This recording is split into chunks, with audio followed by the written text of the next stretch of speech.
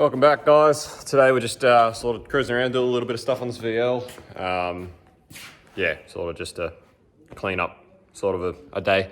There's a few holes in the firewall and stuff that Dan wants me to look at plugging because heaps of hot air's coming through.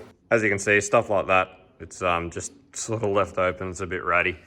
Not the most ideal. I'll lift it up and see if there's any other holes underneath as well. So plan at the moment is got this heat shielding, which is nice and malleable, and obviously it's going to do the job well. So I'm going to cut up a bit of that and use it to sort of play it over this big hole, and I'll put some separate grommets in to separate the loom and the map reference, so they're nice and protected, and that should plug up that hole. That's one.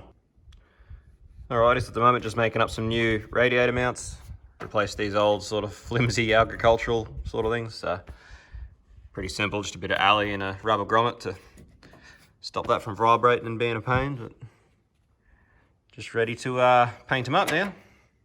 Much nicer, much stronger. Give them a flick of paint and they'll be awesome. Righto, new plate there on the firewall, which once the engine's in should be pretty inconspicuous, I would hope.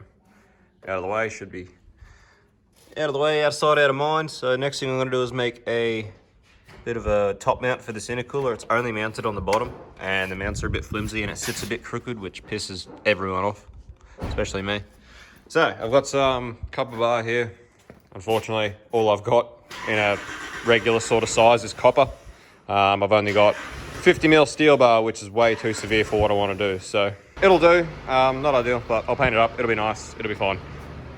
And finally get to use my little bender that I made up. So just gonna make pretty much a piece of bar that goes straight across the top and just sort of kicks up and mounts at each side with a nutset. I feel like that's gonna be the easiest way to do it. There we go, much better. Little plate, rad mounts, and intercooler sits straight now. It's got a top mount, a bar across the top, so it's solid as now as well. So, much nicer. Anyway, that's about all I wanted to do on the VL today. Alright, so this happened. I dragged the 31 up because I was going to fit some chrome door handles that I was given by a subscriber and put a new dizzy cap on that another subscriber sent me. And Dan rocked up to have a look at his head and his broken motor. And Dan's adamant he wants to go drifting tomorrow night, so he reckons he's going to pay for me to go drifting.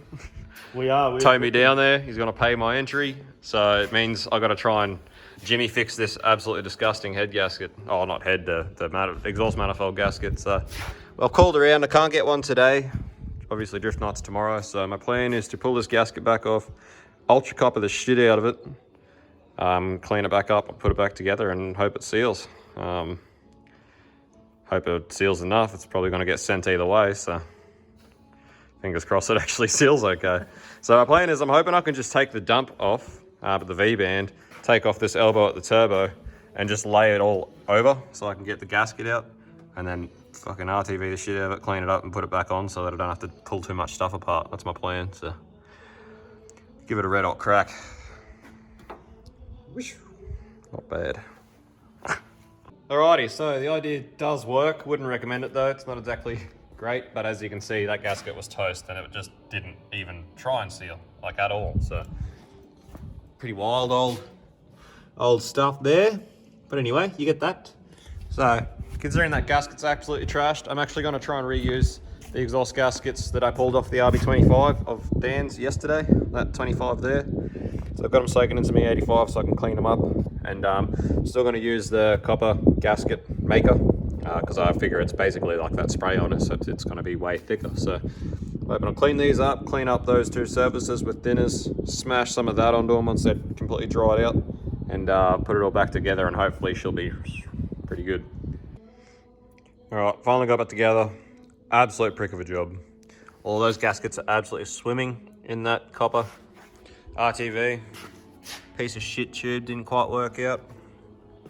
Yeah, absolute shittest job. I've said it before, but this is, I reckon, the last time I'm dealing with this freaking low mount setup. I'm so sick of working on this thing.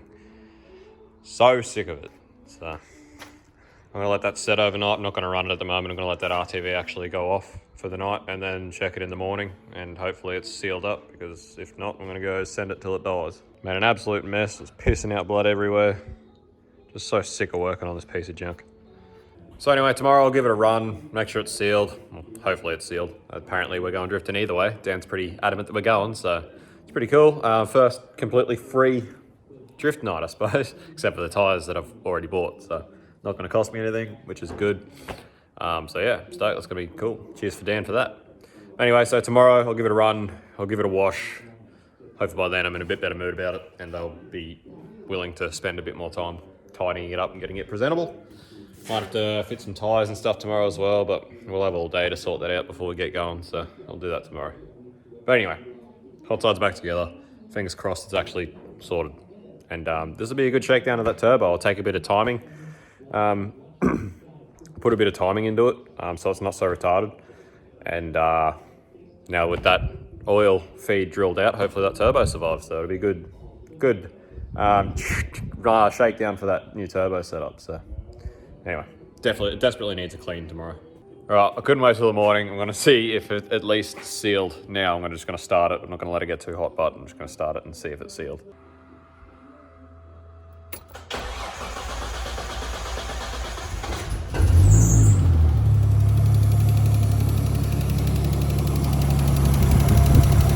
Much better.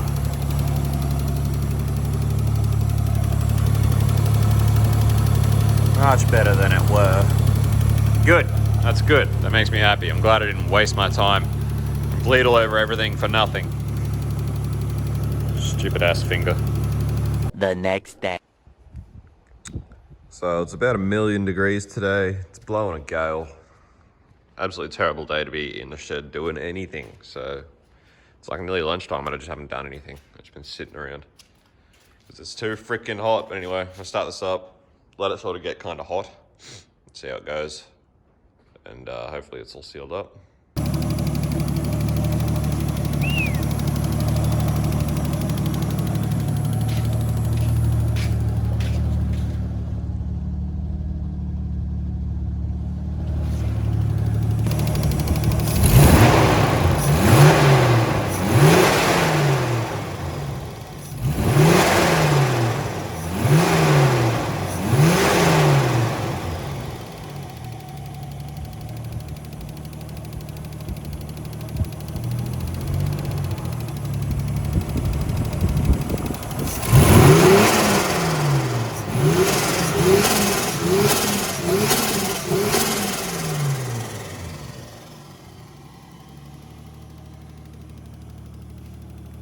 Still sounding nice and sealed. Oh yes. Alrighty, so I've just advanced it a little bit. Wasn't actually as retarded as I even thought, so it's actually quite advanced now, so I'll take the timer light with me tonight and make sure it is all good. But anyway, I'll turn it off now, let it cool down. I'll just do a double check on the bolts. But it's sounding pretty good. Looks like we're on for tonight. Righto, so I've got 1, 2, 3, 4 sets, which should be plenty for a Friday night drift, so I'm not actually going to have to fit any tyres today, which is good because it's freaking hot and I could not be bothered. So, pretty much ready to go, I suppose. Just going to let this cool down and go have something to eat. Come back up, I'll do a bolt check on that hot side. And then might even put my Ganger heat shield back on, just because it wasn't actually running as retarded as I thought. So I'm starting to think maybe there's no way I'll be able to get rid of those massive EGTs. So might need the heat shield just to save that silicon bend still. So I might whack it back on. I've still got it there. Chuck the strap brace back on, and then it needs a good wash. So I'll do that this afternoon. Then load up and just about ready to go. Righto, so I've got it advanced now between 12 to 18 degrees before top dead. So hopefully it doesn't ping. Just have to keep an ear on it. And hopefully it keeps those EGTs down a bit. So top it up with oil. Pretty sure I got way too much oil in there now. But whatever. Either way, a little bit overfull is not going to hurt. Hopefully it's not that overfull that it's going to get some windage on the crank. Fingers crossed it's not. So anyway, time to get it off the hoist, get it outside and give it a tub.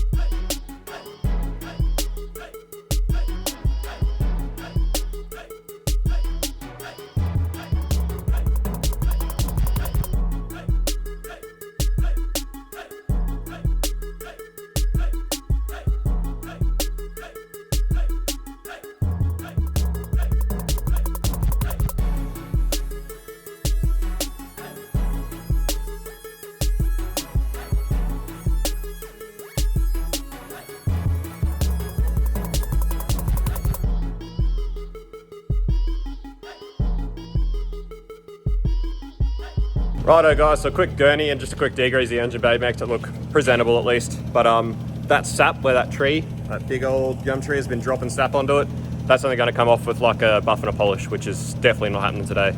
Could not be bothered.